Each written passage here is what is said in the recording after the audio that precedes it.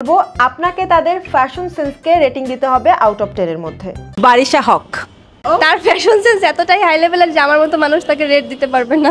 একটা নাম দিছে যে হচ্ছে আপনার মতো একটা সেলাই মেশিন দিয়ে আপনার লাইফ পুরো চেঞ্জ হয়ে গেছে, আপনি পুরো লাখপতি কোটিপতি হতে যাচ্ছেন। হ্যাঁ অবশ্যই, যেহেতু হচ্ছে গিয়ে একটা মেশিন, এটা আমার আম্মুর আজ থেকে 25 বছর আগের পুরনো একটা মেশিন। অনেকেই আমাকে ভাইরাল করেছে, অনেকেই আমাকে ভাইরাল করে নাম দিয়েছে বরিশালের পরী। কে এই বরিশালের পরী? আজকে আমরা দেখব কে এই বরিশালের পরী। এই বরিশালের পরী বলার পিছনে কি লুকিয়ে আছে, কেন এনার নাম বরিশালের পরী বলে পরিচিত হলো, আজকে আমরা সেটাই শুনবো। চলুন এখন আমরা বেশি দেরি করব না, বেশি দেরি না করে সম্পূর্ণ ভিডিওটি দেখে যাবেন। এই ভিডিওটি আপনারা সম্পূর্ণ না দেখলে কিছুই বুঝতে পারবেন না কে এই বরিশালের পরী। চলুন এখন আমরা বেশি দেরি না করে ভিডিওটি দেখে আসি। আপনারা ভিডিওটি টেনে টেনে দেখবেন না। চলেন এখন আমরা বেশি কথা বাড়াবো না, এখন আমরা সরাসরি চলে যাব, দেখে আসব কে এই বরিশালের পরী। নায়িকা শাবানার মতো একটা সেলাই মেশিন দিয়ে আপনার লাইফ পুরো চেঞ্জ হয়ে গেছে, আপনি কোটিপতি হতে যাচ্ছেন। হ্যাঁ অবশ্যই, আমি কয়েকজন সেলিব্রিটির নাম বলবো, আপনাকে তাদের ফ্যাশন সেন্সকে রেটিং দিতে হবে আউট অফ 10 এর মধ্যে। বারিশা হক তার ফ্যাশন সেন্স এতটাই হাই লেভেলের যে আমার মতো মানুষ তাকে রেট দিতে পারবে না। একটা নাম দিছে যে হচ্ছে গিয়ে বরিশালের পরী, এবং আমার ভিডিও ক্লিপ কাইটা নিয়ে হচ্ছে গিয়ে ফুল ভাইরাল যে বরিশালের পরী। দেখেন তো চিনেন কিনা কেউ।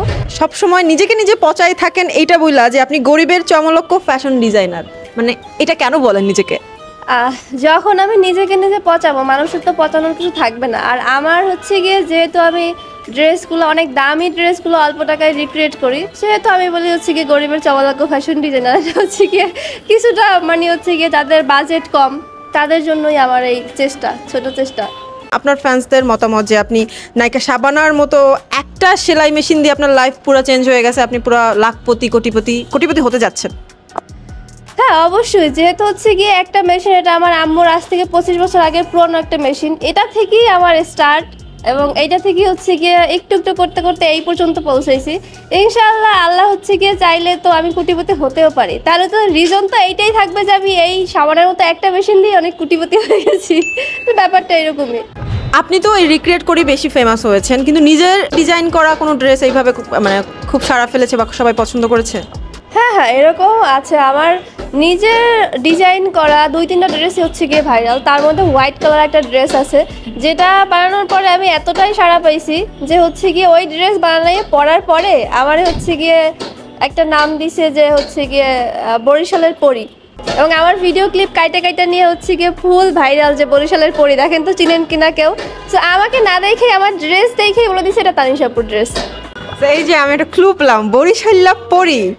সো পরীর জন্য হচ্ছে কত জিন আছে? হ্যাঁ জানি না কত জিন আছে, পরী থাকলে সেখানে জিন থাকবে, সেটাই স্বাভাবিক। পরী কি জিনদের পাত্তা দেয়? না, পরী জিনদের পাত্তা দেয় না। পরী হচ্ছে গিয়ে এখন চায় এস্টাবলিশ হতে। এস্টাবলিশ হলে হচ্ছে গিয়ে জিন এমনিতে পারফেক্ট জিন চলে আসবে।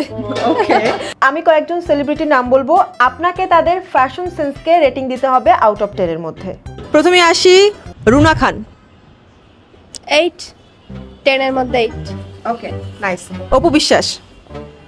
5-6। বিদাসিনা মিম।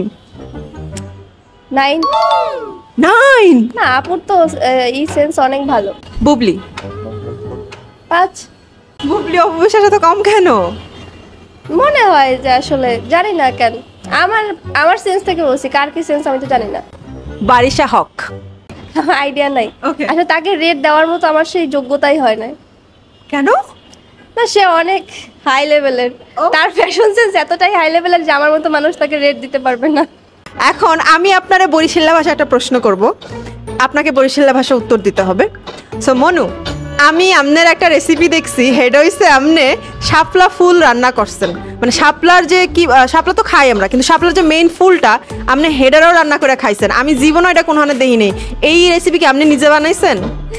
আমার রেসিপি দিয়ে বাদ যাইবে না কিছু, মানে আমার মনে হয় যে আমি যা খাইতে পারবো, যে আমি খাইলে মরবো না, এই তো রেসিপি। মনে হলো যে এত কিউট একটা ফুল রান্না করে খাইলে সমস্যা কি, যদি আরেকটু কিউট হওয়া যায়, একটা কিউট একটু ফুল খাইয়া।